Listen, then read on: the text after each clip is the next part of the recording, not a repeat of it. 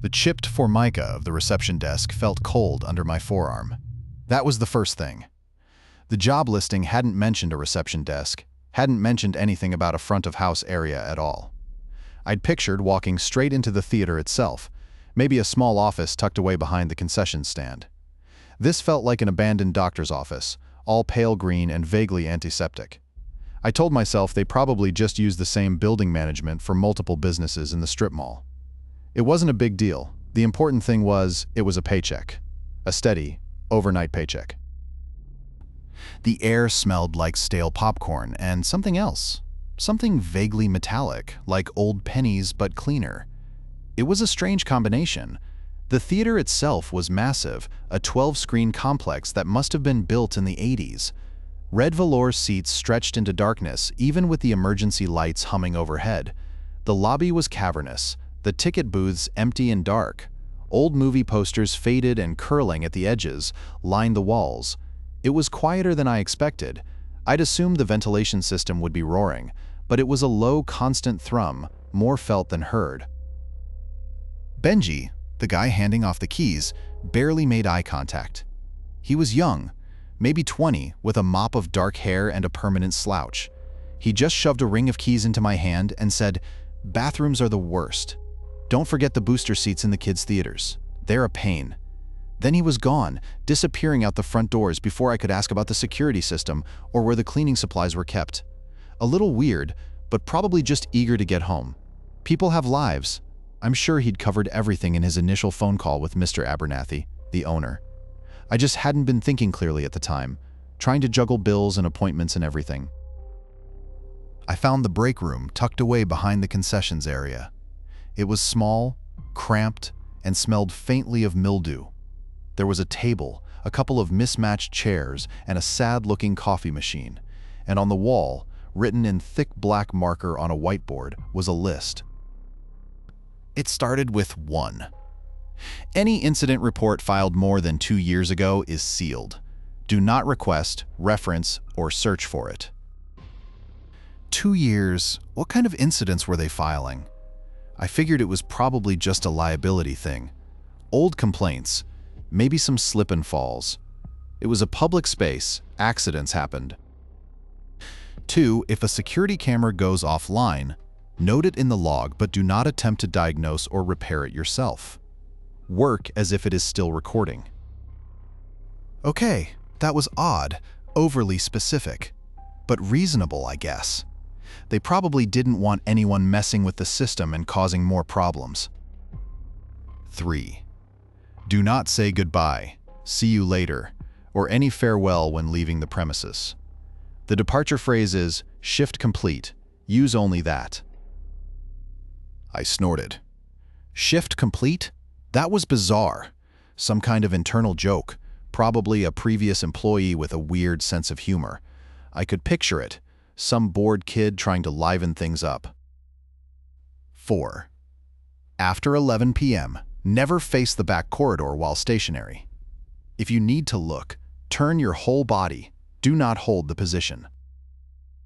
That one gave me a flicker of something I couldn't place. The back corridor? Where did that even lead? I glanced at a map taped to the wall, tracing the layout with my finger. The back corridor ran along the loading dock, mostly used for deliveries, it seemed. It wasn't a particularly sinister location, just a corridor. I chuckled to myself. Someone was definitely messing with the new guy. The list continued. 5. If someone scheduled for pickup, delivery, or appointment doesn't arrive within 30 minutes, log the no-show and move on. Do not call to follow up. 6. Section C is accessible but must only be visited in pairs. Never go there alone. 7. Do not say sorry, I'm sorry, or any apology while on the premises. If you make an error, correct it without comment. 8. If someone addresses you as if they know you but you do not recognize them, do not confirm or deny how you know them. Treat the interaction as a case of mistaken identity and disengage politely. 9. Whoever leaves last must perform the following before exiting. Walk the perimeter once. Do not leave without completing it. 10. If asked directly whether you have seen or heard anything unusual, say no. Do not qualify, hedge, or describe what you saw. Just no. It was a lot. A really, really lot. I ran a hand through my hair, feeling a knot tightening in my shoulders. It was probably just some elaborate prank, some kind of hazing ritual for new employees, or maybe the owner was just eccentric. People were strange. I needed the money, and honestly, it wasn't any of my business why they had these rules. I just had to follow them and get through the night. I tossed my bag onto one of the chairs, the vinyl squeaking under the weight. I pulled out my notebook, the one I used for story ideas, and flipped it open.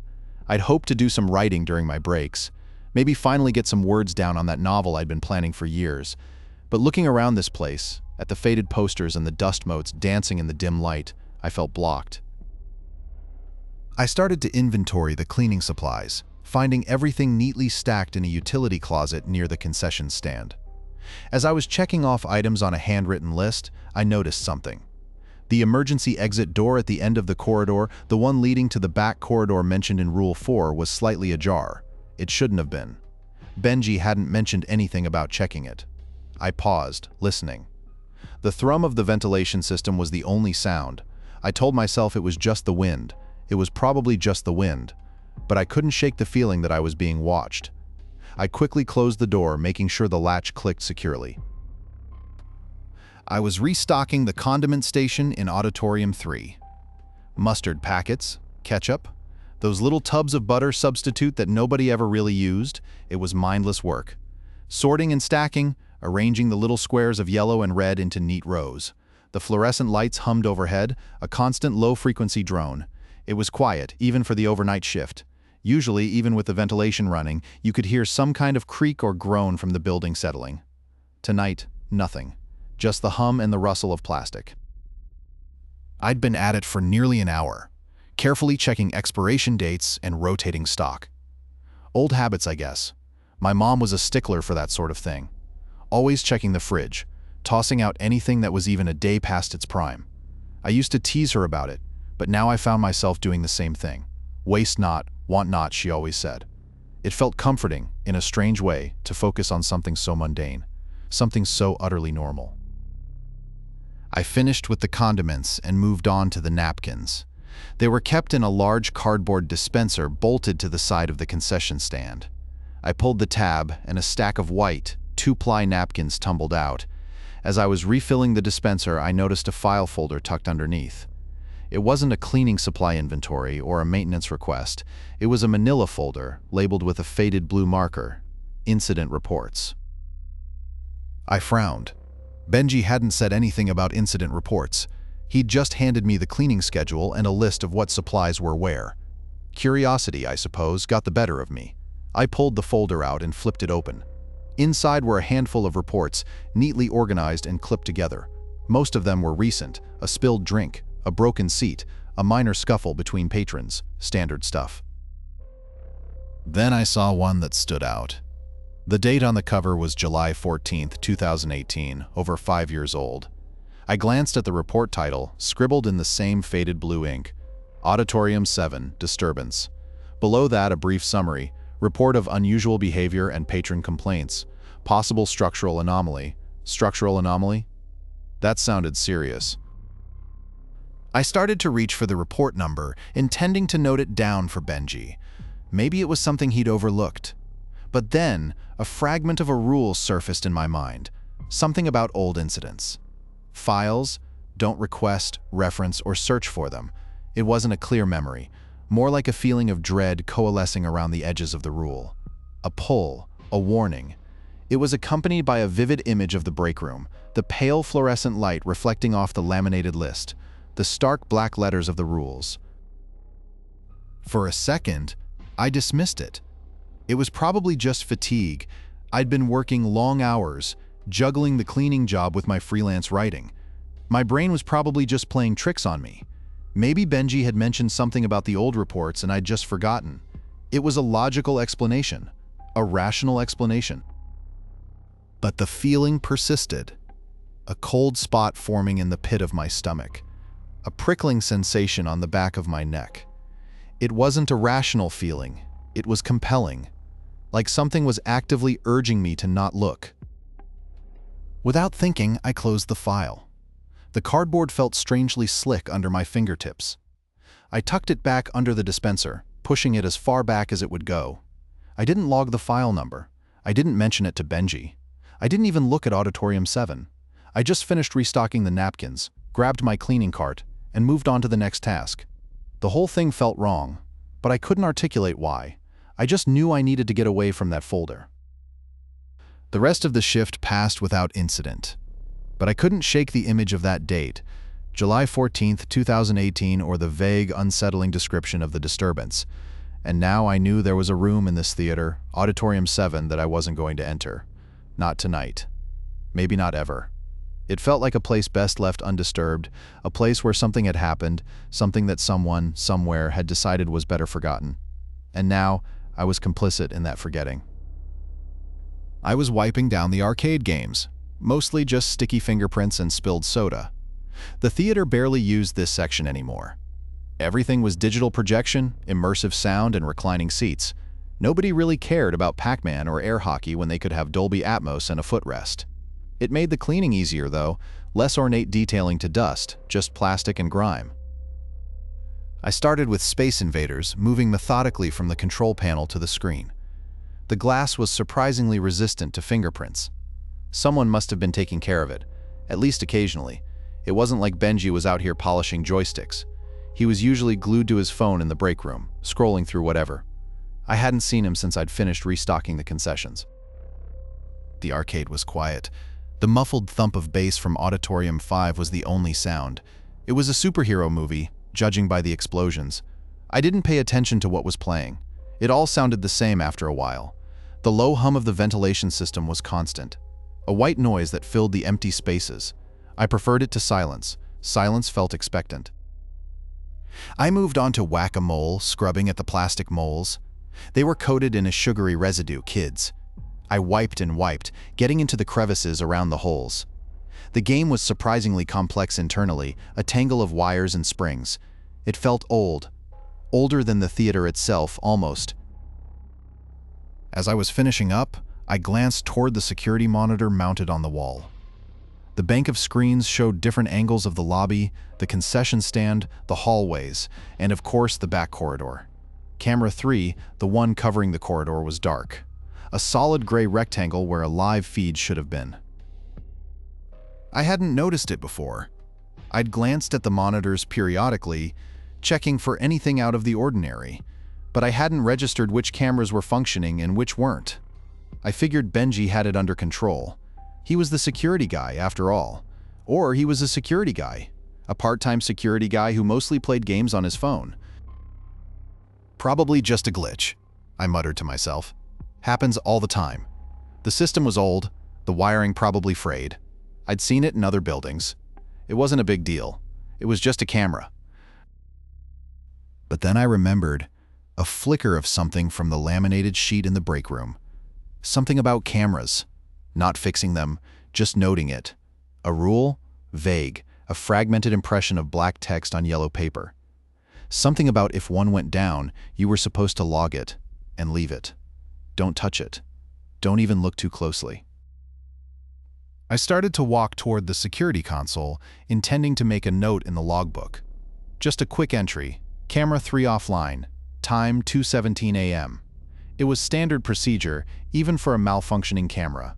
And honestly, it wasn't a big deal. Probably just a loose connection. I could probably fix it myself in 5 minutes. I used to be pretty good with electronics. My hand was already reaching for the logbook when a scent hit me. Not a bad smell. Exactly. More like dust. But not the usual dust. This was different, older, like the smell of something that hadn't been disturbed in a long time. Like old paper and forgotten things. It was strongest near the corridor entrance. And then, a flicker of movement in my peripheral vision, just at the edge of the frame of the doorway leading to the corridor.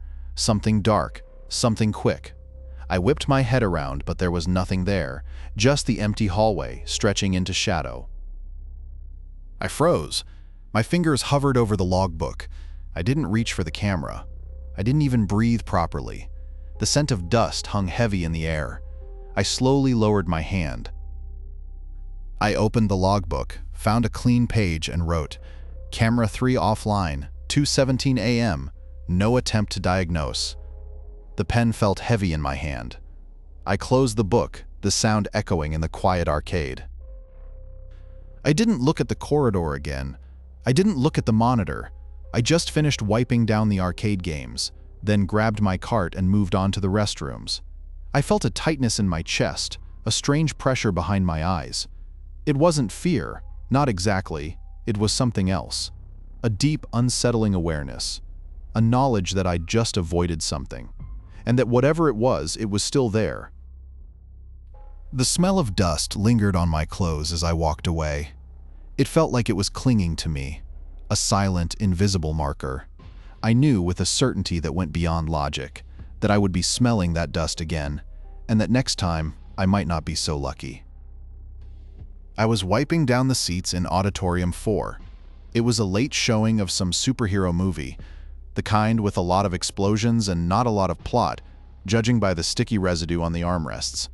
It wasn't the worst, at least it wasn't a kid's movie. Those were always a nightmare. Glitter, melted candy, the vague scent of desperation. This was just sticky. I worked methodically, going row by row, spraying disinfectant, then wiping. The red fabric was faded in places, worn smooth by years of bodies. It was quiet in there, the only sound the hum of the ventilation system and the rhythmic swish of my cleaning spray. I liked the quiet. It gave me a chance to think, to try and piece together some coherent thoughts amidst the chaos of the day. Mostly I thought about the bills. $52,000 now, after the latest round of statements. It felt like a physical weight, pressing down on my chest. I was almost finished with the auditorium when I heard footsteps approaching. It was Ada, one of the day shift ticket takers. She was young, probably barely out of high school, with bright pink hair and a constellation of piercings. She always seemed cheerful, even at the end of a long shift. "Hey, Caius," she said, poking her head into the auditorium. "Almost done? Just wanted to say goodnight. Heading home now." "Hey, Ada," I replied automatically. "Yeah, almost finished up here." She smiled. "All right, well, see you tomorrow then." And with that, she turned and walked away, her footsteps fading down the hallway. See you tomorrow. That's when it hit me. A jolt, not of fear exactly, but of wrongness. A little snag in the fabric of the ordinary. A faint echo of something I'd read, something on that yellowed sheet in the break room. It wasn't a big deal, I told myself. It was just a formality, a weird company policy. Probably some attempt at building camaraderie, or maybe a misguided effort to prevent employee burnout. See you tomorrow was just a friendly expression. It didn't do anything. It didn't matter. I was overthinking it. I always overthought things. It was a writer thing. I supposed analyzing everything to death. But the memory persisted, a nagging little voice in the back of my head. Something about a specific phrase, a requirement, a departure phrase. I couldn't quite grasp it. It was like trying to remember a dream, fragments, impressions, a sense of urgency. And then I recalled it, a line buried under the other rules. Something about not saying goodbye, something specific you had to say. I stood there, frozen, halfway through wiping down a seat. Ada was already gone, but the words hung in the air, heavy and unsaid. I should have said something. I should have corrected her, but it was too late now. She was already in the parking lot, probably starting her car. I finished wiping the seat, mechanically, my movements jerky and uncoordinated. Then I moved on to the next row and the next, but my mind wasn't on the cleaning anymore. It was replaying the conversation with Ada, analyzing every syllable, every inflection. I finished the auditorium, gathered my supplies, and headed for the exit. The lobby was deserted. The fluorescent lights hummed overhead. I grabbed my jacket and walked towards the front doors. As I reached the door, I paused. I should call her, tell her, warn her. But what would I say? "Hey, Ada, remember when you said see you tomorrow? You weren't supposed to do that." It would sound insane. I knew, with a sinking feeling, that I couldn't. The rule was clear, or as clear as any of them were. Don't use a casual farewell, use the designated phrase. And I hadn't. I'd let it slip. I'd failed. I pushed open the door and stepped out into the cool night air. The The parking lot was mostly empty. I looked for Ada's car, but couldn't see it. She was gone. Instead of saying anything, I just left. Walked to my car, started the engine, and drove home. The silence in the car was oppressive, broken only by the whir of the tires on the asphalt. I kept glancing in the rearview mirror, half expecting to see something. Someone following me, but there was nothing there, just the dark highway stretching out before me. I needed to call Sarah, tell her I was almost home, but I couldn't. Not yet. I had a strange feeling, a heavy weight in my stomach, that something was waiting for me, something related to those words, "See you tomorrow," something I hadn't understood, and now something I couldn't undo. I knew with a growing certainty that tomorrow wasn't going to be like any other day, and that Ada, somewhere out there, might already know it too. I unloaded the trash compactor. It was a stupidly large machine for a movie theater, but Lorne, the day manager, insisted on it. He said it cut down on the number of pickups. All it cut down on was my willingness to live. It smelled like stale popcorn and regret in there, a damp, cloying sweetness. The bags were always heavier than they looked, bloated with discarded soda cups and half-eaten boxes of candy. I had to wrestle with the latch each time, bracing my foot against the base to get enough leverage. The theater was quiet, thankfully. I'd finished the auditoriums and was working my way through the lobby, starting with the worst part, the concession area. Sticky floors, spilled soda crystallized into rock-hard patches, the lingering aroma of artificial butter. Sarah hates when I bring the smell home with me. She says it clings to my clothes, makes the whole house smell like a place where dreams go to die, which I guess is kind of accurate. I mopped around the counter, avoiding the areas where the floor tiles were loose. I'd reported them weeks ago, but Lorne hadn't gotten around to fixing them yet.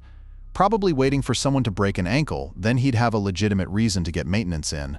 I swirled the mop water, pushing the grime towards the drain. It was a mindless task, the kind that allowed my thoughts to drift. Mostly to bills.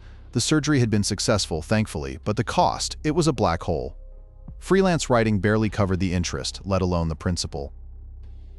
I finished the concession stand and moved towards the north wall, where the promotional posters were displayed. New releases, upcoming attractions, all plastered with smiling faces and promises of escape. I needed to dust them. It wasn't in my assigned duties, but it made the place look less abandoned, and a cleaner theater meant a slightly better chance of a decent bonus. Lorne was a tightwad, but he appreciated appearances. I was reaching for the top of the display, stretching to get the dust off a poster for some superhero movie, when I realized I'd been standing still for a while, just staring at the wall. Not at anything in particular, just the blank space between the posters. It wasn't a comfortable stillness. It wasn't the relaxed pause of someone lost in thought. It was focused. Like my eyes had locked onto something without my conscious direction. And the longer I stood there, the colder the air seemed to get.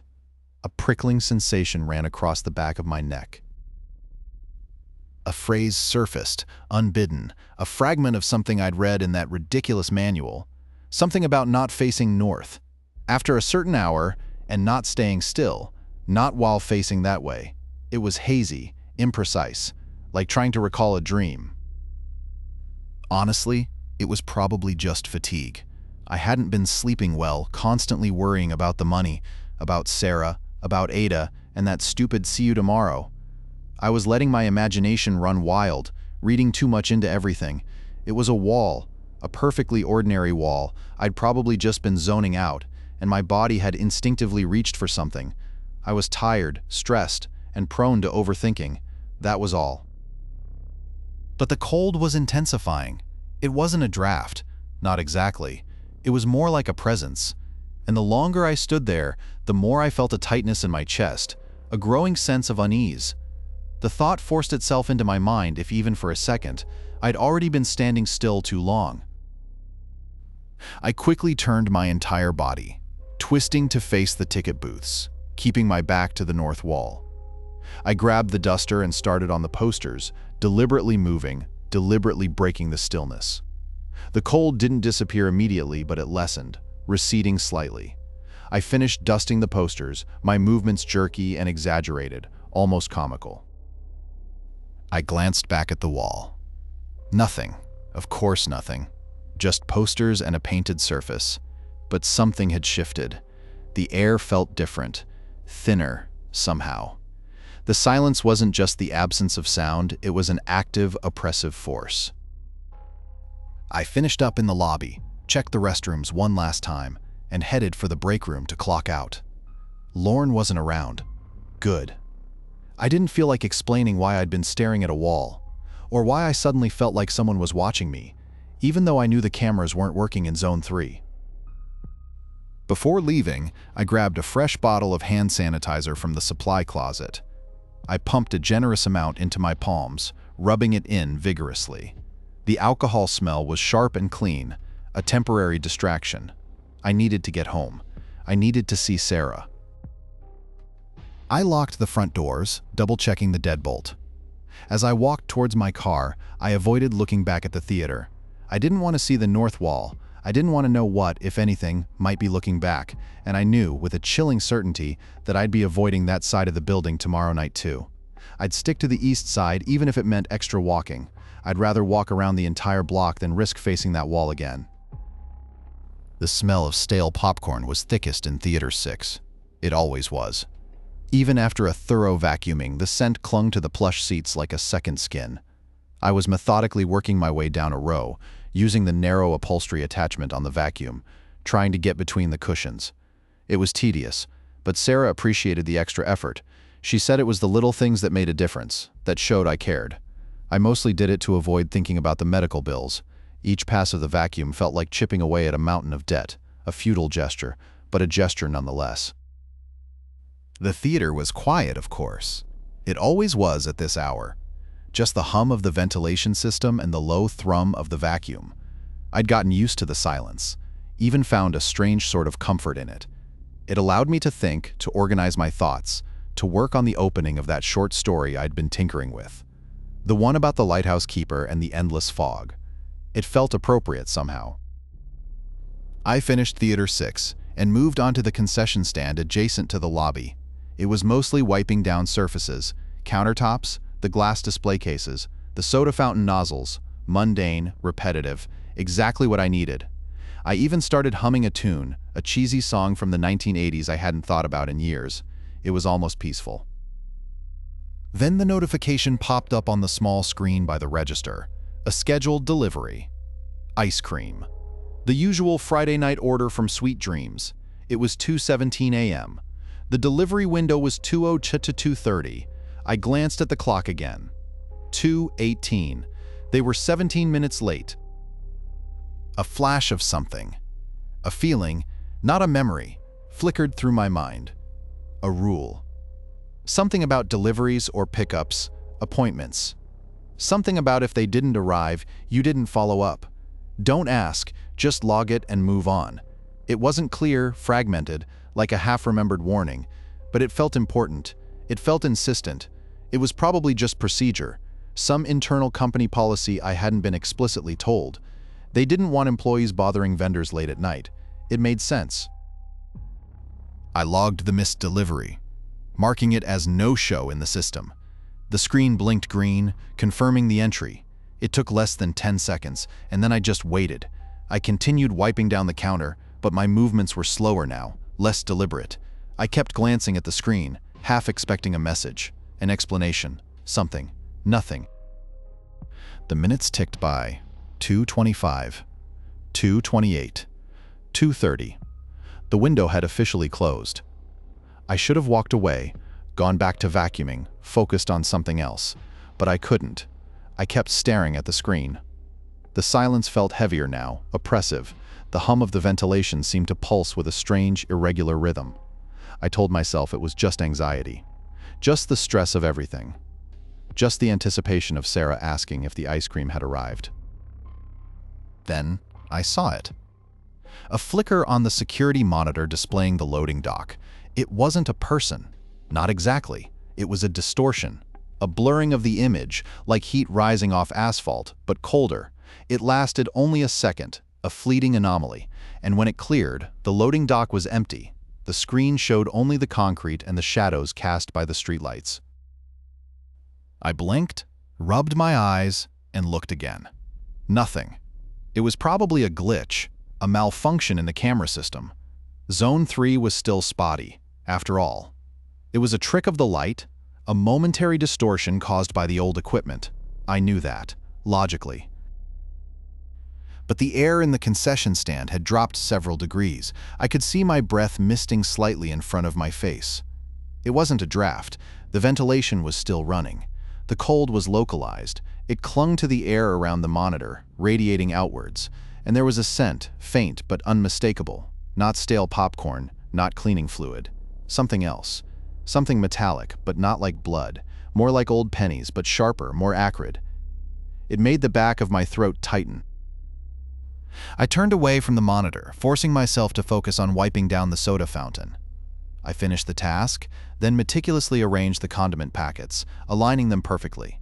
I needed to regain control, to impose order on the growing sense of unease. I had followed the rule. I logged the missed delivery. I didn't ask. I didn't follow up. I did everything right. But the cold remained, and the scent, and the lingering image of that distortion on the monitor. I checked my watch. 3:15. Still over an hour left on my shift. I grabbed my cleaning cart and headed for the restrooms, deliberately choosing a route that avoided the lobby and the security monitor. I didn't want to look. I didn't want to see anything else. I didn't want to think about what might have been waiting at the loading dock. The feeling of being watched, that prickling sensation on the back of my neck, was back, stronger than before, and this time, it wasn't coming from Zone 3. It was coming from everywhere. I needed a stronger coffee, a lot of it. And I knew, with a growing dread, that the scent of stale popcorn would never smell the same again. The bathrooms were the worst. Always. Not because of anything actually happening in them, not usually. It was the smell. Even after scrubbing everything down with industrial disinfectant, a faint, lingering odor persisted, a mix of bleach and something organic, something that clung to the porcelain and tile, refusing to be eradicated. I preferred the lobby, even with the potential for lingering shadows and the unsettling feeling of being watched. At least the lobby smelled like overpriced popcorn.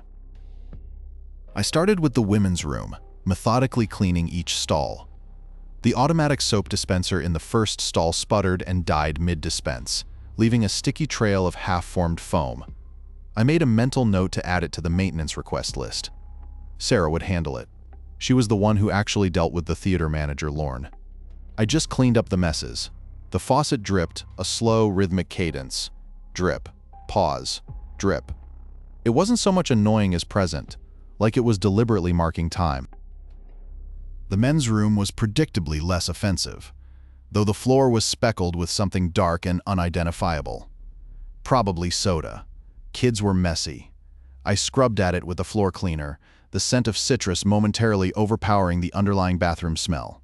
I checked under the sinks, emptied the trash cans, and wiped down the mirrors. Standard procedure. The whole place was quiet, eerily so. Even the distant traffic noise seemed muffled. It felt contained. As I was finishing up in the men's room, I noticed a door I hadn't paid attention to before. It was tucked away in the far corner, almost hidden behind the last row of stalls. A pale green, the same shade as the original theater paint, but noticeably older, more faded. The handle was a simple brass knob, tarnished with age. I didn't recognize it from the training map. I hadn't seen it on any of my previous rounds. My first thought was storage. Probably just a closet for cleaning supplies, extra paper towels, that sort of thing. But the door was solid, heavy. Not like a flimsy closet door. It felt substantial, and it was locked. I jiggled the handle, but it didn't budge. I didn't have a master key. No one had mentioned a locked room. It was probably just an oversight, a forgotten storage space. I could ask Lorne about it tomorrow. It was then that the feeling hit me. Not the lingering dread from the loading dock, but something different. A prickling awareness, a tightening in my chest, a strange, almost involuntary impulse to not investigate. It wasn't fear, not exactly, more like a warning, a deep-seated instinct screaming at me to leave it alone. I dismissed it as exhaustion. It was almost 4 a.m. I hadn't slept properly in days. The stress about Sarah's medical bills was a constant weight, and this job, while necessary, wasn't exactly relaxing. I was probably just imagining things. overreacting. It was a locked door, nothing to be afraid of. But the feeling persisted, growing stronger with each passing second. And then, a fragment of something surfaced from the back of my mind. A rule. Vague, incomplete, but undeniably there. Something about being together, about not going places alone. A whisper of a phrase, must be in pairs. The memory was frustratingly blurry, like trying to grasp smoke. It wasn't a written rule, not one I'd read. More like something I'd absorbed, a subconscious understanding. I glanced around the empty bathroom. I was completely alone, and that door felt like a boundary, a line that shouldn't be crossed. The feeling intensified, now bordering on nausea. The air in the bathroom felt thick, heavy, pressing down on me. It wasn't the usual bathroom smell anymore. There was something else mixed in, something metallic and cold. It reminded me strangely of the distortion on the security monitor. Without thinking, I backed away from the door. Slowly, deliberately. I didn't turn my back on it, but I increased the distance between us, step by step. The prickling sensation on my skin eased slightly as I moved further away. I didn't look back. I didn't want to give it a chance to notice. I left the bathroom, briskly walking back towards the concession stand. I didn't bother to finish checking the restrooms. I didn't bother to even look at the door again. I just wanted to get away. I needed to get back to the lobby, to the relative safety of the security cameras, even the malfunctioning ones.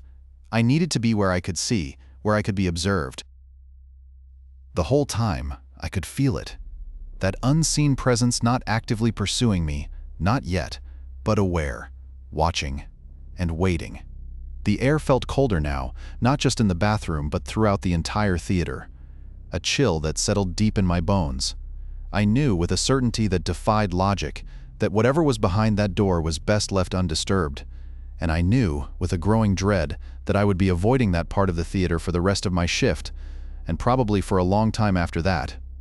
I'd make a note about the locked door. A very vague note. Door in men's room appears to be locked. Further investigation recommended. Let Lorne deal with it. Let someone else deal with it. I had enough on my plate. I was restocking the candy counter in Lobby 2. It wasn't a bad gig, honestly. Better than scrubbing toilets, at least. Mostly it was just arranging the boxes, making sure the Snickers were facing forward and the M&Ms weren't all crushed at the bottom. The late-night crowd was usually pretty good about not making a mess, or if they did, it was easy enough to sweep up. It was a mindless task, which was good. My mind had been doing too much thinking lately. Bills, Sarah's checkups, whether or not to try and squeeze another article out of that freelance client who kept ghosting me. The fluorescent lights hummed, a steady, irritating drone. I was organizing the gummy worms by color, a completely pointless exercise, I knew, but it gave me something to focus on. Red, orange, yellow, green. The plastic baskets felt cool and smooth under my fingertips. I had the radio on low, some oldies station playing softly in the background. It was quiet, almost peaceful. A welcome change from the lingering anxiety that had been clinging to me since finding that locked door. I reached for a box of Sour Patch Kids, intending to move it to the front row, and misjudged the distance. My hip bumped hard against the metal frame of the candy display. It rattled, and a few boxes shifted, threatening to tumble. I instinctively reached out to steady them, catching them just before they hit the floor. "Oh, sorry," I blurted out without thinking. The word hung in the air, instantly feeling wrong. A wave of cold washed over me. Not the lingering chill from earlier, but something sharper, more immediate. It wasn't the air conditioning kicking on. It was different. It felt like a physical pressure, like the air itself had thickened and was pressing against my skin. My teeth ached. I rubbed my arms trying to ward off the cold, but it didn't help. The radio static crackled, then died completely. I told myself it was a coincidence. The lights were probably flickering again, and the radio was just old. It was a cheap, second-hand thing Lorne had dug out of the storage room. Everything in this place was just worn down. Old. Prone to breaking, of course the radio would cut out, and I bumped into something. People say sorry all the time. It was a reflex, a social nicety.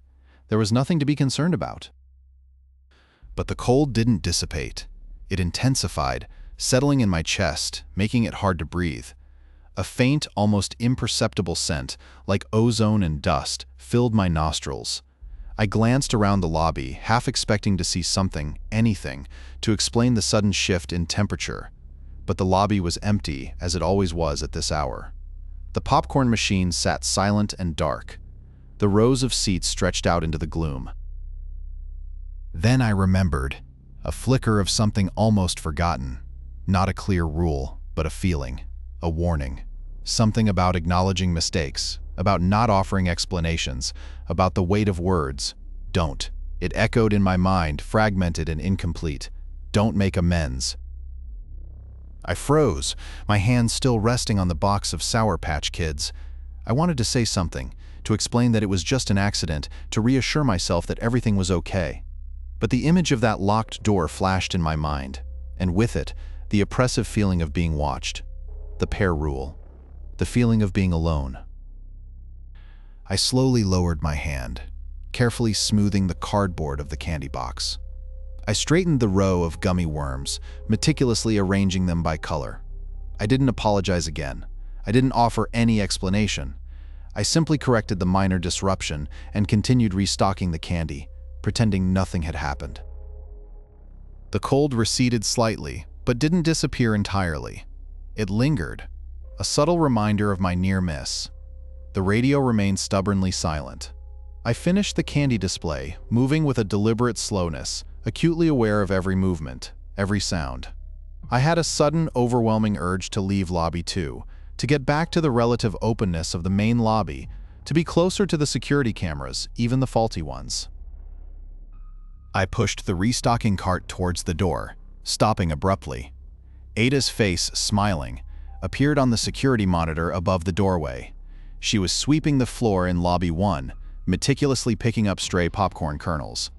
She glanced up, met my eye, and offered that same unsettlingly cheerful wave.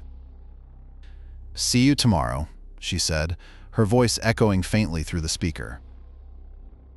I quickly looked away, a knot tightening in my stomach, the departure phrase.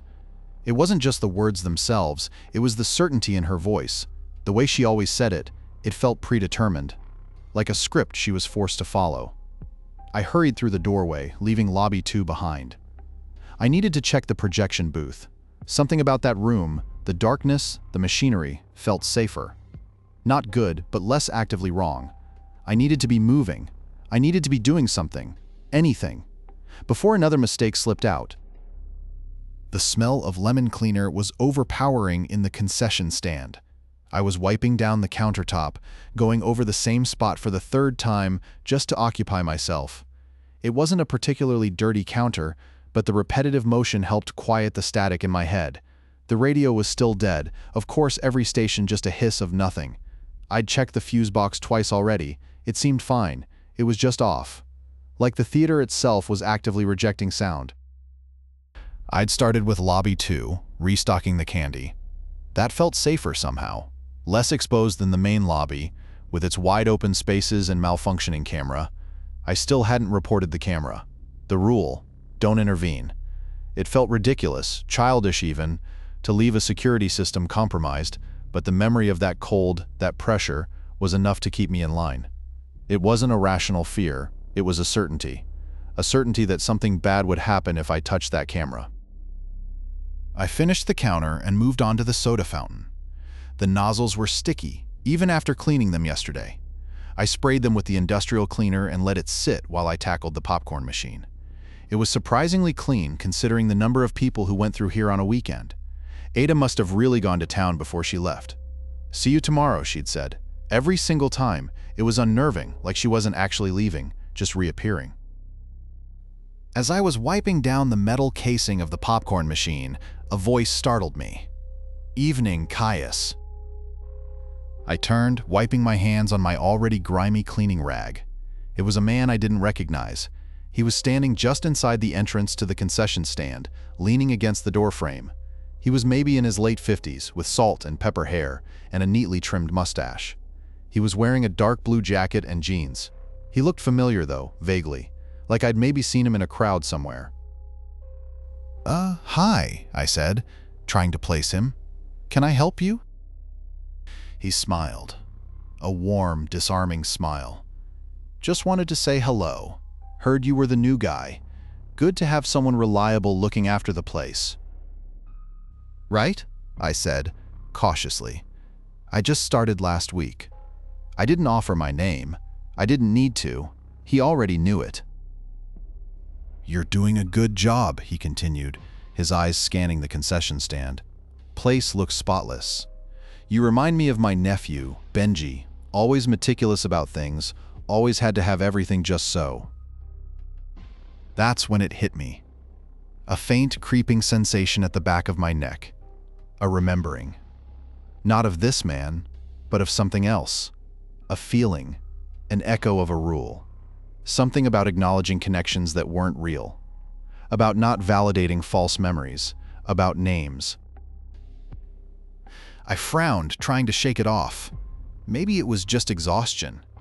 I'd been running on fumes since Sarah's surgery. It was easy to misremember faces, to jump to conclusions. He probably just looked like someone I knew. A coincidence. "Oh," I said, forcing a polite smile. "That's nice. Well, I'm just trying to keep things tidy." I kept my voice deliberately neutral, carefully avoiding any confirmation, any acknowledgement of a pre-existing connection. I needed to get back to the soda fountain. Those nozzles weren't going to clean themselves. He chuckled. "Good man. Listen, I'm heading over to screen 4. Just wanted to check the sound system. You wouldn't happen to know if anyone else is working on that, would you?" Screen 4 was at the far end of the theater, right next to the locked door. The door I'd instinctively avoided. The door that had sent a shiver down my spine. I needed to check those emergency exit lights. They were on my list. It was a safety regulation, but screen 4. The feeling intensified, tightening its grip on my chest. It wasn't fear exactly. More like wrongness, a subtle distortion of reality. The rule: don't confirm, don't acknowledge, disengage. "No," I said quickly, maybe too quickly. "I haven't seen anyone around, just me." I kept my gaze fixed on the soda fountain nozzles. I didn't look at him. I didn't want to see his reaction. He didn't press it. He simply nodded. "All right then. Well, good night to you, Caius." He pushed himself off the doorframe and started walking towards the hallway that led to the screens. "Good night," I mumbled, turning back to the soda fountain. My hands were clammy. I scrubbed at the nozzles with renewed vigor, trying to dispel the feeling of unease. He hadn't asked how I knew his name. He'd just stated it, assuming I'd recognize him. I spent another 10 minutes on the soda fountain, meticulously cleaning every part of the machine. I checked the syrup levels, polished the dispensers, and wiped down the surrounding area. I needed to finish this section before moving on. Needed to focus on something concrete, something real.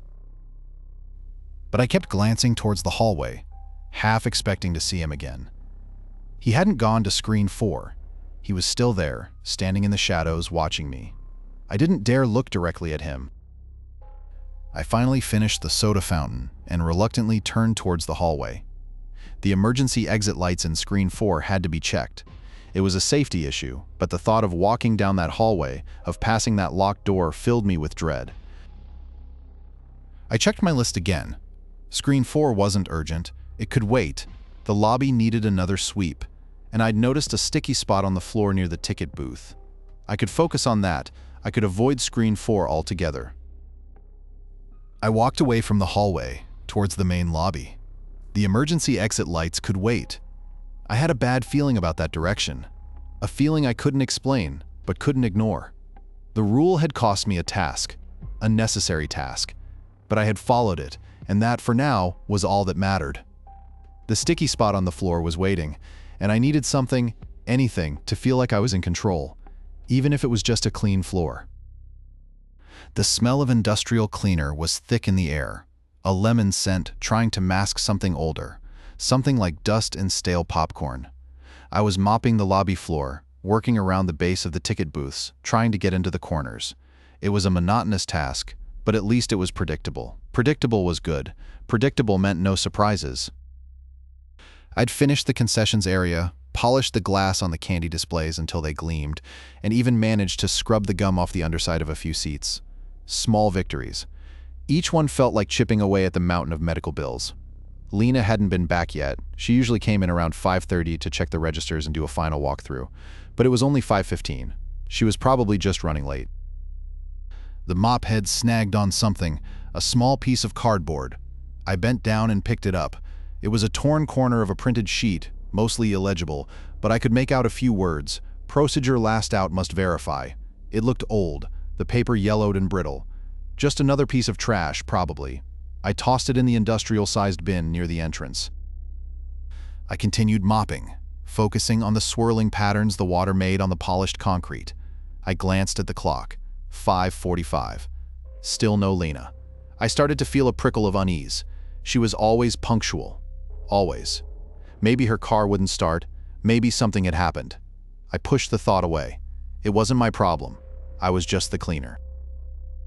I finished the lobby floor and started on the automatic doors. The sensors were filthy, covered in a greasy film. I sprayed them with the cleaner and wiped them down with a rag. As I worked, I noticed a faint humming sound, a low vibration in the metal frame of the doors. It wasn't unusual. The building was old, full of quirks and groans, but it was persistent. Then I remembered the paper. The fragment. Last out, must verify. I frowned. It was probably nothing. An old checklist for closing up. But the way the words had stuck in my head, it felt insistent. The rule had felt like a vague recollection, a half-formed impression of something I'd read or been told a long time ago. Something about making sure everything was right before leaving. A final check. I dismissed it. It was just nerves. I was letting this job get to me. The isolation, the strange occurrences, it was all starting to wear me down. I was overthinking things. It was a cinema, not a haunted house. I finished cleaning the sensors and moved on to the front desk. But as I approached the desk, I remembered seeing a list posted in the break room. A list of things to check before locking up. Lights, doors, restrooms, emergency exits. It was a standard closing procedure. And I hadn't done it. Not systematically. I'd been focusing on the cleaning, on getting the floors spotless, on avoiding that hallway. I checked my watch, 6:00. Still no Lena. I was officially the last one here, and the memory of that torn paper, the feeling of something unfulfilled, was growing stronger. I felt a tightening in my chest, a growing sense of urgency. The humming from the automatic doors seemed to intensify. I scanned the lobby again. Lights, restrooms, doors. That's what I remembered needing to check. I'd done the lights mostly. The restrooms weren't a priority. No one used them after hours. But the doors, I hadn't systematically gone around and verified they were all locked. I'd just assumed. I started with the main entrance, double-checking the locking mechanism. Then I moved on to the side exit and the emergency exits. Each one felt heavier than the last, the metal cold and unforgiving under my hand. I tested each handle, listened for the click of the lock. I got to the last door, the one leading to the storage room. I pushed on it, and it swung open easily, unlocked. I hadn't even bothered to check it. A wave of nausea washed over me. I quickly shut the door and locked it, turning the key with a sharp click. I stood there for a moment, breathing heavily. It was done. I'd checked all the doors, but something felt wrong. Terribly wrong. I tried to recall the exact wording of that rule, that procedure. It wasn't just the doors. There was something else. Something about verifying. I racked my brain, trying to remember. It was on the tip of my tongue. Something about checking each light switch, every single one. I hadn't done that. I'd flipped a few on and off, but I hadn't gone through the entire building, systematically verifying each one. I glanced at the clock, 6:15. I couldn't afford to spend hours on this. I had to get home. I needed to be there for Lena. The bills weren't going to pay themselves. It was just a silly rule, probably made up by some overzealous manager years ago. It didn't matter. I was exhausted. I was leaving. I grabbed my cleaning supplies, slung my backpack over my shoulder, and headed for the exit. As I reached for the door handle, I heard a faint clicking sound behind me. I froze. I didn't turn around. I didn't want to see anything. I just kept walking, pushing through the automatic doors and into the cool night air. The engine of my car sputtered and died as I pulled out of the parking lot. I tried to restart it, but it wouldn't turn over. Dead. Just dead. I sat there for a moment, staring at the dashboard, a cold dread settling in my stomach. I'd forgotten to check the lights. I'd skipped a step, and now I was stranded. The smell of stale popcorn was thickest in Theater 7. It clung to the fabric of the seats, the carpet, even the air vents. I was vacuuming the aisles, methodically working my way from screen to screen, trying to ignore the way the plastic seats felt cold and slick under my hand. It was quiet, peaceful. The kind of quiet you only get at 3 a.m. in an empty movie theater. I preferred it to the city noise, to the constant worry about Lena's medical bills. I paused, switching from the vacuum to the upholstery attachment.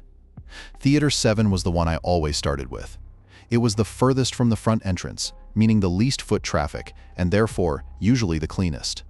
Tonight, though, it was particularly bad. Someone had spilled something sticky near the center aisle, and a few wrappers were wedged between the seats. People, I muttered under my breath, attacking the spilled soda with a concentrated spray of cleaner. The vacuum hummed, a low, steady drone that filled the silence. I liked the rhythm of it, the way it ate up dust and debris. It was a small, satisfying task in a job that was mostly just existing in these empty spaces, cleaning up after other people's enjoyment. It wasn't glamorous, but it was a paycheck, and right now, a paycheck was everything. I finished with Theater 7, satisfied with the results. The seats were clean, the floor was spotless, and the air smelled marginally less like old popcorn. I moved on to Theater 8, then 9, then 10. Each one was the same. Empty. Quiet. A little bit sad, somehow. Around 4:30, I saw Bev in the lobby. She worked the concession stand during the day, and sometimes she stayed late to do inventory. She was sorting through a stack of napkins when I walked by. "Rough night?" she asked, looking up. Her hair was pulled back in a messy bun, and she had dark circles under her eyes. "It's all right," I said, trying to sound cheerful. "Just the usual." She leaned against the counter, studying me for a moment. "You seem distracted. Everything okay?" The question caught me off guard. I hadn't realized I was showing it that much. I'd been replaying the drive home in my head, the car dying, the feeling of being off, the lights. I hadn't checked all the lights. It was a stupid mistake, but it felt like more than that, like I'd broken a cardinal rule, even if I couldn't quite articulate what that rule was. Probably just exhaustion. I hadn't slept well in weeks. "Yeah, just tired," I said, forcing a smile. "Car trouble, actually. Won't start." Bev frowned. "That's a pain. You notice anything strange lately? Around here, I mean." The question hung in the air, heavy and expectant. Strange? What would she consider strange? The flickering camera, the way Ada kept saying goodbye, the constant feeling of being watched? I remembered something, a flicker in the back of my mind, a sense of something not being right. A fragment of a rule, a warning, something about not acknowledging, not drawing attention. "No," I said, the word coming out sharper than I intended. "No, everything's fine, just a normal night." Bev's gaze didn't waver. She just kept looking at me, her expression unreadable. A long silence stretched between us, punctuated only by the hum of the refrigerators behind the concession stand. It felt like she was waiting for me to say more, to elaborate, to admit that something was wrong. But I couldn't. I wouldn't. Finally, she blinked, and the intensity in her gaze seemed to dissipate. "All right then," she said, her voice flat. "Well, let me know if you need a jump. I live close by." "Thanks, I appreciate it." I turned and walked away, feeling her eyes on my back. I quickly resumed vacuuming Theater 10, putting as much distance between us as possible. I finished the last theater around 5:15. The lobby was empty. I double-checked the restrooms, the snack bar, the game room. Everything was as it should be. I grabbed my backpack and headed for the front door, avoiding the security cameras as much as possible. It felt wrong, walking out like this. Like I was being tested. The digital clock above the entrance read 5:22. I paused, glancing back at the rows of darkened theaters. A faint flickering light caught my eye. It was coming from Theater 2. I hadn't been in Theater 2 for almost an hour. I hadn't even noticed the light was on. I hesitated. The rule. The pair rule. Don't go alone. Don't investigate. Turn away. I forced myself to look away, focusing on the keycard in my hand. I swiped it, unlocking the door. I didn't look back. I didn't need to. The light was still there. I could feel it, a small, insistent presence at the edge of my vision. Outside, the air was cold and crisp. I walked to my car, bracing myself for another failed attempt to start it. As I approached, I saw something that made my breath catch in my throat. The driver's side mirror was shattered. Not cracked, shattered, like someone had taken a hammer to it and scrawled across the dusty hood, in what looked like thick, black grease, was a single word. No. The insurance claim on the car went through, thankfully. They didn't even ask about the grease. It was categorized as vandalism, with the deductible applied. I picked up the rental, a gray Corolla, and drove straight home. Lena was asleep when I got in, curled up like a question mark. I didn't wake her. I just showered and crawled into bed beside her. The smell of her shampoo was a small anchor.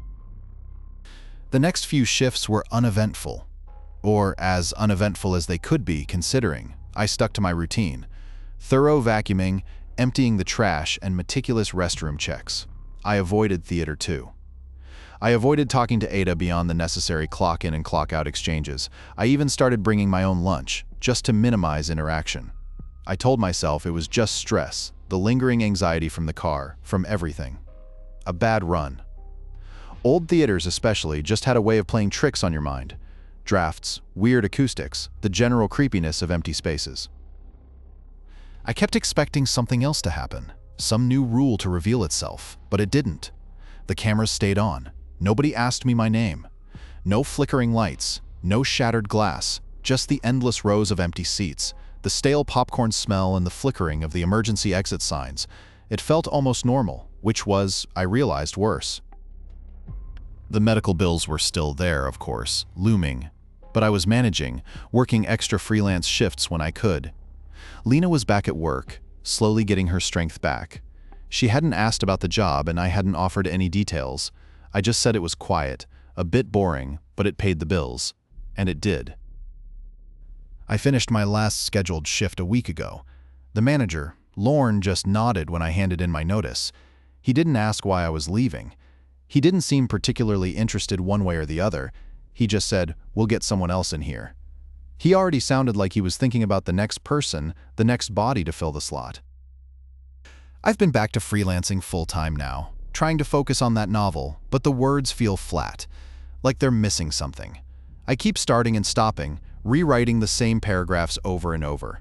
I think it's just writer's block, a symptom of the stress. Yesterday, Lena asked me to pick up milk at the new grocery store on the edge of town. It was one of those super modern places, all sleek lines and stainless steel. Bright, almost aggressively so. I grabbed a carton of milk and headed for the checkout, scanning the aisles for anything else we needed. As I was walking, I realized I hadn't consciously registered the layout of the store. No mental map had formed. And for a split second, I felt that familiar tightening in my chest, the same pressure I'd felt in the theater lobby. Not fear, exactly, more like disorientation, a need to know. Without thinking, I stopped and slowly rotated, taking in each aisle, each display, each emergency exit. North, south, east, west. Just a quick scan, barely noticeable. It took maybe 5 seconds, but I couldn't move forward, couldn't continue shopping until I'd done it. Until I had a sense of the boundaries, of what lay in each direction. I paid for the milk, walked back to the car, and drove home. I didn't mention it to Lena. I didn't even think about it much. Just another quirk, I told myself, a strange habit formed from too many late nights in a dark, empty building. This morning, I saw the ad online. Now hiring overnight janitorial staff, Grandview Cinema. The picture was the same one they'd used when I applied. The same brightly lit lobby, The same rows of red velvet seats. I scrolled past it without a second thought, but I knew somehow that someone would apply. Someone would get the job, and they would find out.